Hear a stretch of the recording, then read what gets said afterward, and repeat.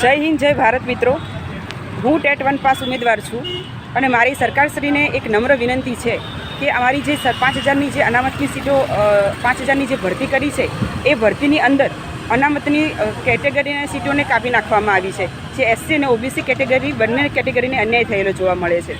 તો આ જે ભૂલ છે સરકારની એ સુધારવામાં આવે, જેના કારણે કેટલાય બેરોજગાર ઉમેદવારોને પોતાનો ન્યાય મળે।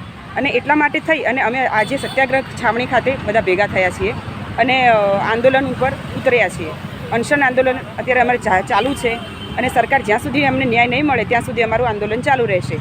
અને આ મીડિયા દ્વારા અમે આ વાત સરકારશ્રી સુધી પહોંચાડવા માગીએ છીએ કે અમે કોઈ વધારાની કઈ સીટો માગતા નથી, અમે ખાલી અમારા હકની સીટો જ માગીએ છીએ।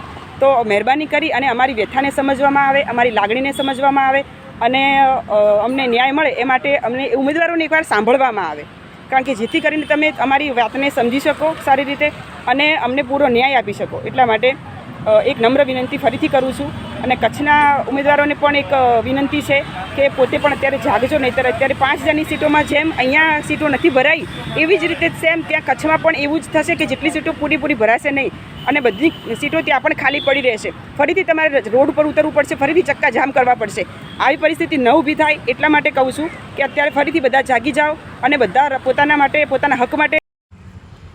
જય હિન્દ, જય ભારત મિત્રો। આ વિડીયો તમામ એવા શિક્ષકો માટે છે કે કોઈ ચિત્રનો શિક્ષક હોય, કોઈ ખેલકૂદનો શિક્ષક હોય, કોઈ કોમ્પ્યુટર વિષયનો શિક્ષક હોય, આ 1 થી 12 તમામ શિક્ષક એક જાત કહેવાય। આ એક શિક્ષક સમુદાયને સંબોધીને વિડીયો છે આર્યોએ કે અમે સતત તમે જોતા હશો કે 1 થી 5માં જે વિદ્યા સહાયકની ભરતીમાં જે 5000 સીટો પડી, ત્યાં આપણા પછાત વર્ગ એસસી અને ઓબીસીને જે સીટો મળવી જોઈએ એ સીટો મળી નથી અને એના કારણે આ આંદોલન ઘણા સમયથી ચાલી રહ્યું છે। પરંતુ આજે અમે 13/8/2025ના રોજથી એક મજબૂત અને અડગ મન બનાવીને એક મક્કમતાથી આજે અમે અનશન આંદોલન ઉપર બેઠા છીએ કે જ્યાં અમે અન્નનો એક પણ દાણો લેવાના નથી જ્યાં સુધી સરકાર અમારું સાંભળશે નહીં, સરકાર અમારું કોઈ હકારાત્મક પ્રતિભાવ નહીં આપે અમને, ત્યાં સુધી અમે અનશન આંદોલન પર બેસવાના છીએ।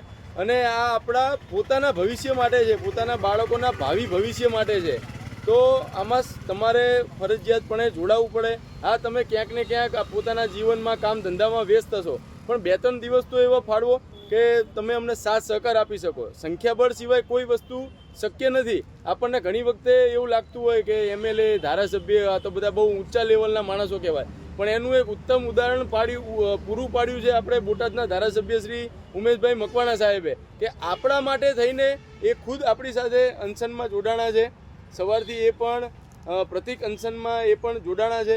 તો આપણને ખુદને થવું પડે કે ધારાસભ્ય શ્રી થઈને આપણી સાથે અનશનમાં બેસતા હોય તો આપણે તો આપણા હકની લડાઈ લડવાની છે, આપણે આપણા હકનું માગવાનું છે, પાછું લેવાનું છે, આપણા અધિકાર આપણે પાછા લેવાના છે। તો એના માટે તમારે તો ખરેખર જાગૃત થવું પડે।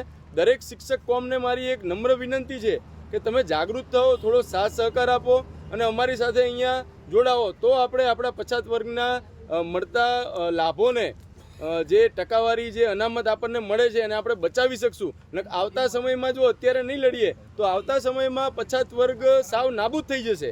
પછી આપણે કાલ ઉઠીને આપણા બાળકોને પણ ક્યાંક અન્યાય થશે પછાત વર્ગ બાબતે તો એ લોકો પણ નહીં લડી શકે, કારણ કે આપણે કોઈ આવી લડત લડી જ નથી।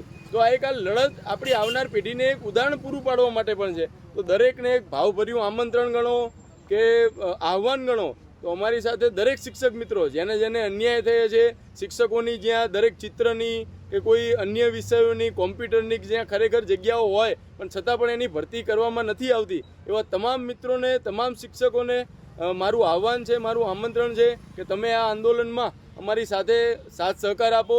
એવું જરૂરી નથી કે તમે પણ અનશન કરો, પણ તમારી એક મોજૂદગી અમને ઘણું બધું પીઠબળ પૂરું પાડશે। તો આ તમામને નમ્ર વિનંતી છે કે અમારી સાથે આ આંદોલનમાં જોડાવો અને અમને સાથ સહકાર આપો। જય ભારત, જય હિન્દ।